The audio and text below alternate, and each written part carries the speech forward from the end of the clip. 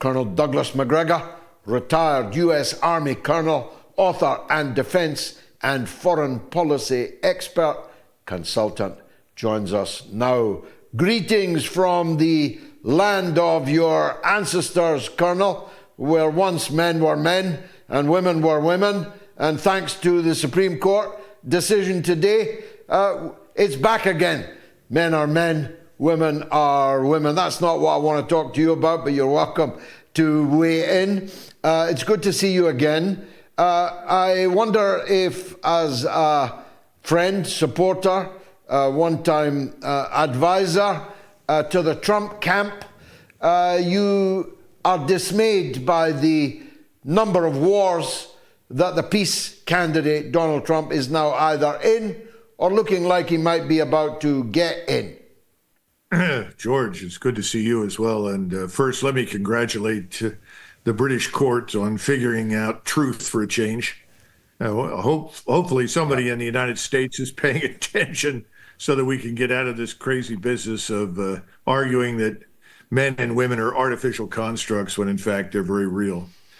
You're right, George. I am disappointed because I do know President Trump, and my disappointment is twofold. First of all, his choice of people to surround himself with leaves much to be desired. These people are not knowledgeable about the international system.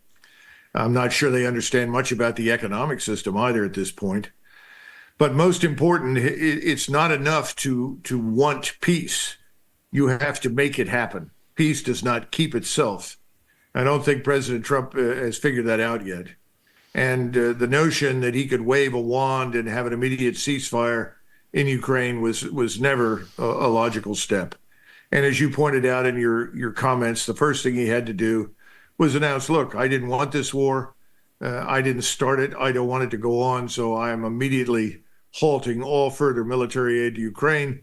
And I'm withdrawing all U.S. personnel, people in and out of uniform, out of Ukraine within the next 48 hours. Had he done that, the world would probably be his oyster, because I think we know that President Putin is not interested in continuing this war, contrary to the propaganda, which is very thick in your part of the world, but also to some extent in Washington here. He has no appetite for a war of conquest in Eastern Europe. But it is beginning to look like, just as before, that some in his own camp are sabotaging his intentions. I mean, if I were taking a stab at it, I'd say that General Kellogg and little Marco Rubio are not as interested in bringing about an end to the war in Ukraine as Donald Trump and Elon Musk might be. What would you say to that? Listen, I think you're spot on. Trump's instincts are pretty good on these things, but he has a bad habit of not following his instincts and listening too much to people. I also think he's trapped by people who say, well, Mr. President, we need a win. You have to have a win. You can't go along with something. It has to bear your imprint. In other words, you have to be the author of peace. Instead of telling him, Mr. President, you're right. We have no long-term strategic interest in Ukraine except stability and peace. We have no interest in what happens, especially in Eastern Ukraine. So let's host a conference and help people solve this.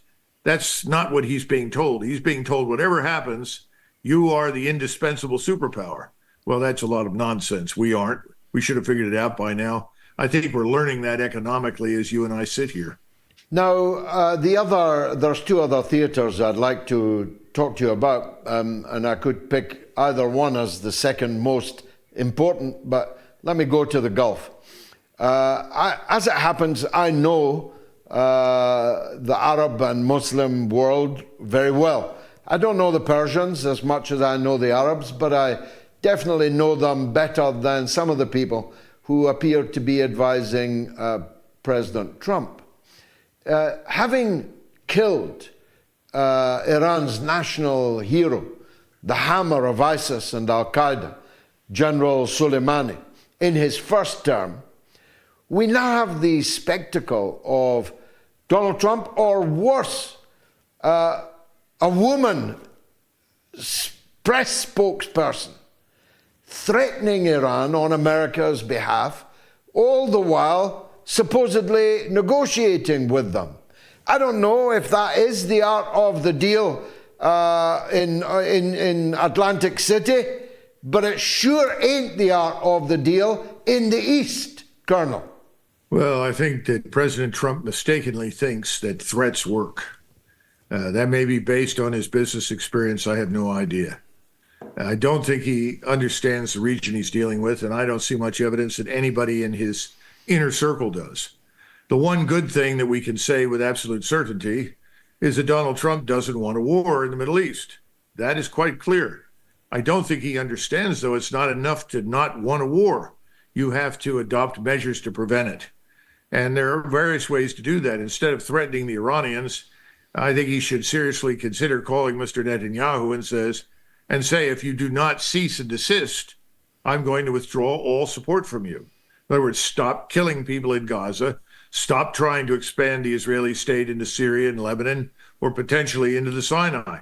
It needs to end now. He's not going to do that because the people that paid for his election want war. So he has to figure out a way to avoid war and at the same time satisfy people who've seen the only solution on the horizon that they will adopt. And that's Libya, as you've heard. The Libyan solution, as enunciated by Mr. Netanyahu, is the one that his supporters in the United States want. Now, that leaves no room for maneuver, no room for negotiation, no diplomacy, nothing. So I don't know what Mr. Witkoff can achieve under those circumstances. But President Trump, at the end of the day, is going to have to make a decision. I was saying recently to somebody, the Kaiser in 1914 was the last man in Europe who wanted a war. Both the British and the French ambassadors in Berlin said that on the day that the Germans declared war. Everybody knew it, but he had to stop it. He wanted it to stop, but it's not enough to stand there and say, I don't want this to happen. I think that's the problem in the Middle East right now, because you and I know that this war, if it breaks out between us and Iran, will not be contained. It's going to spread. Others will come in. I don't see anything good coming out of this for either Israel or the United States. Every road leads back to Israel, Colonel. It is the decades in which, and it's actually not as many decades as many people think. So in your lifetime and mine, it was once different. The Suez Crisis in 1956 was brought to an end by an American president who told Israel and Britain and France to cease and desist. It is a comparatively modern phenomenon that American presidents are bound to give Israel everything it asks for and bend America's interests to suit the interests of 7 million people, thousands of miles away on the Mediterranean. No, I think it is. But on the other hand, it was pretty obvious that this was coming because the supporters of Israel in the United States control enormous quantities of money. They control most of the financial sector, the banking sector. They control clearly the media. And under those circumstances and the enormous quantity of money that they can pour into political campaigns, they cannot be ignored. So I think President Trump is, as I said earlier, he's in a very tough position. The other thing is that there are a lot of people that simply don't know what's been happening, as you point out, for 70 years. For large numbers of Americans, Iran has been evil incarnate for 50 years, 40 years. In other words, only one side of the story has ever been told. And the fact that the Iranians have bent over backwards, certainly since 2001, to try and end this condition of hostility between us, that never comes up for discussion. And no one is aware of it. Now, President Trump, I think, does know that there is an appetite in Iran for some sort of negotiated arrangement. And that's why he sent Witkoff there. And that's why, if you look at the demands he initially sent, the only one of real consequence to him is the nuclear weapon. And so now there's a focus on that. But that's not acceptable to the people that donated to his campaign. That's not acceptable to Israel. And it's not acceptable to the people that the Israel lobby controls on the Hill. So I cannot predict at this point whether or not President Trump can walk away with some sort of negotiated settlement and avoid a war. It's too soon to tell. Well, let's turn to the big enchilada. It's not the most immediate likely cause of World War III, although it might ultimately be so, and that's the China front. I said in my monologue on Wednesday, insofar as President Trump is trying to return production, manufacturing, self-sufficiency into the United States economy, he has my full support. That's what I want for my own country of Britain. I don't want foreigners to own our land, our water, our railways, our public utilities, and I don't want us to be an ex-industrial power. So I say this with no animus in that regard, but he's not half making a mess of the way in which he's going about it. He's made America a laughingstock, a meme throughout the world on the China front, and he seems to be doubling down on it. The same people who want him to go to war in the Middle East and continue to obstruct intelligent action in Ukraine are also telling him several things which are no longer true, George. And President Trump has repeated it. And that is that the United States is indispensable as a market for the whole world. There's nowhere else for other people to go. Everybody has to come to us. We are the center of the universe economically. George, that hasn't been true for at least 20 years, maybe longer. China, however, can probably make the claim that it today is the world's largest and most important market. Everybody wants to do business with China. So threatening China, trying to block China, isn't going to work very well. Second part of this is that we export two things that are very important, but they're not that important to China.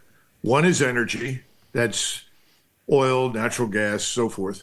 The other is agriculture. Agricultural products are what we export. And if we make it harder for them to get it from us, that's not a problem for China. The Chinese can get that from Russia.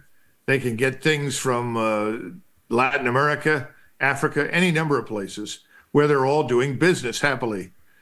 So it was a mistake to assume that based on those two things, the Chinese would have to come back to us with hat in hand.